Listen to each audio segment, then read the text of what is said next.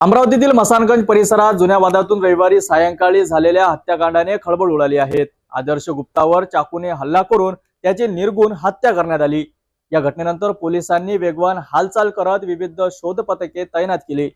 बडनेरा परिसरातून तिघांना अटक करण्यात यश आले आहे।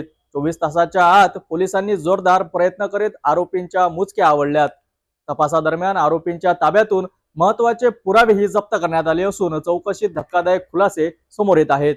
आदर्श गुप्ता याची मसानगंज कडवी बाजार परिसरात रविवारी सायंकाळच्या दरम्यान जुन्या वादात चाकूने निर्गुण हत्या करून मारेकरू पसार झाले होते।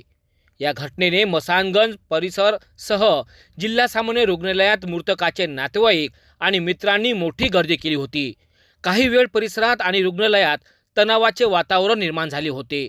या दरम्यान डीसीपी सह सिटी कोतवाली, नागपुरी गेट पोलीस यासोबतच QRT पोलिसांचा मोठा बंदोबस्त लावण्यात आला होता। हत्येच्या प्रकरणात मात्र अवघ्या 24 तासाच्या आतच नागपुरी गेट DB पोलिसांनी सोमवारी तिघांना बडनेरा शहरातून मोठ्या शिताफीने ताब्यात घेतले।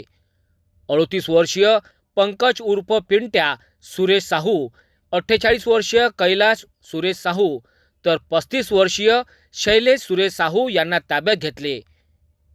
या घटनेत अभिषेक देविदास साहू हा अद्यापही पसार आहेत। त्याच्या शोधात पोलीस पथक रवाना झाले आहेत। पोलिसांच्या माहितीनुसार अभिषेक आणि पंकज साहू हे दोघेही रविवारच्या सायंकाळी भाजीपाला खरेदी करायला बाजारात आले होते। परत जाताना मृतक आदर्श गुप्ता याची गाठभेट झाली।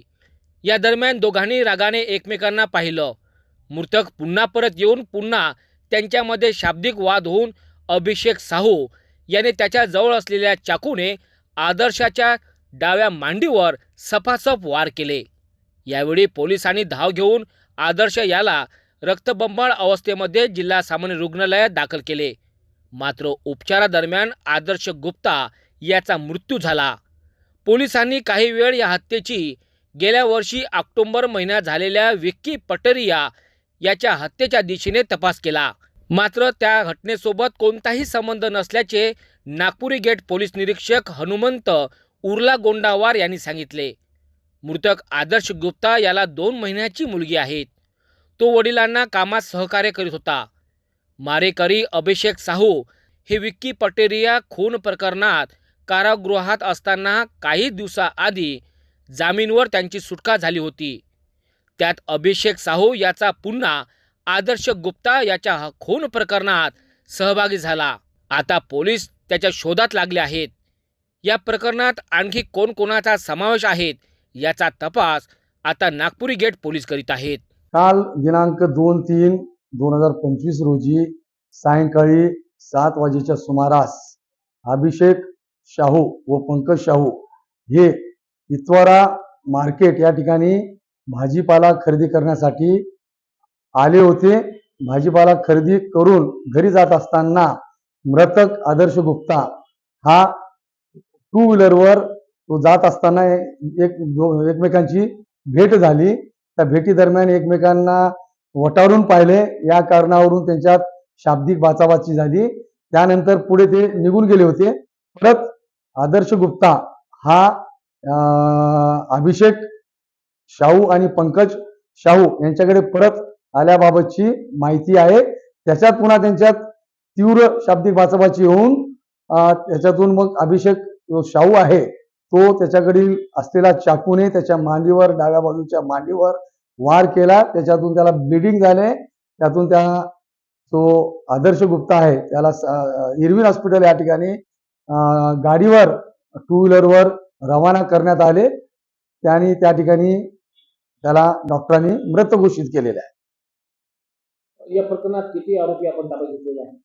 आज रोजी आम्ही DB पथकाच्या साहाय्याने सतत फॉलोअप घेत माहिती घेऊन 24 तासाच्या आत 3 आरोपींना ताब्यात घेऊन अटक करण्यात आलेली आहे। त्यांची नावे कैलास सुरेश साहू वय 48 वर्ष, त्यानंतर पंकज सुरेश साहू वय 38 वर्ष आणि शैलेश सुरेश साहू वय 35 वर्ष असे 3 आरोपी आम्ही बडनेरा परिसरातून माहिती घेऊन त्यांना त्या 24 तासाच्या आत ताब्यात घेऊन अटक करण्यात आलेली आहे. आणि कारण काय असं आता प्राथमिक त्यांच्या म्हणण्यानुसार अशी माहिती आहे की कुठलंही कारण नसताना त्यांनी खरेदी करून जात असताना हा एकमेकांना पाहण्याच्या याच्यावरून झालेला आहे. तरी सुद्धा जो मुख्य आरोपी आहे अभिषेक शाहू तो अटक करण्यासाठी आमची पूर्ण टीम पाठवण्यात आलेली आहे. वेगवेगळ्या टीम रवाना करण्यात आलेली आहे. नागपूर गेटची डीबी टीम सुद्धा गेलेली आहे. बाकी आयुक्तालय स्तरावर वेगवेगळ्या टीम आणि पोलीस आयुक्त सर यांनी पाठवलेला आहे. तो आल्यानंतर बाकी अधिक माहिती आपल्याला मिळेल. मृतकचे काका आहेत दिनेश गुप्ता यांनी तक्रार दिलेली आहे की अभिषेक शाहू त्याच्यानंतर पंकज आणि शैलेश शाहू व अन्य असे आरोपींची नावे त्या फिर्यादीमध्ये देण्यात आले. त्यांच्या फिर्यादीनुसार BNS कलम 103(1) व कलम 3(5) अशा या पद्धतीने त्या गुन्हा दाखल करण्यात आलेला आहे. सदर गुन्ह्याचा तपास हा क्राईम पोलीस निरीक्षक जनार्दन सोळंके यांच्याकडे देण्यात आलेला आहे व इतर आरोपी पुन्हा निष्पन्न झाल्यास तपासांती पुन्हा त्यांना अटक करण्याची व त्यांना गुन्ह्यामध्ये समाविष्ट करण्याची आम्ही तजवीज ठेवलेली आहे.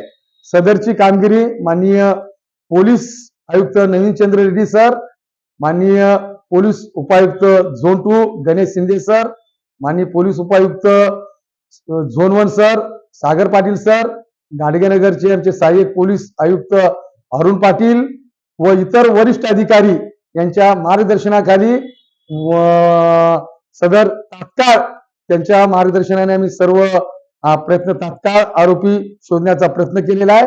त्याला यश आलेलं आहे. जुन्या वादातून सध्या प्राथमिक याच्यात सध्या माहिती नाही, परंतु मुख्य आरोपी मिळाल्यानंतर त्याच्याकडून माहिती घेऊ. सध्या इतकीच माहिती आहे. सध्या प्राथमिक दृष्ट्या एवढीच माहिती आहे.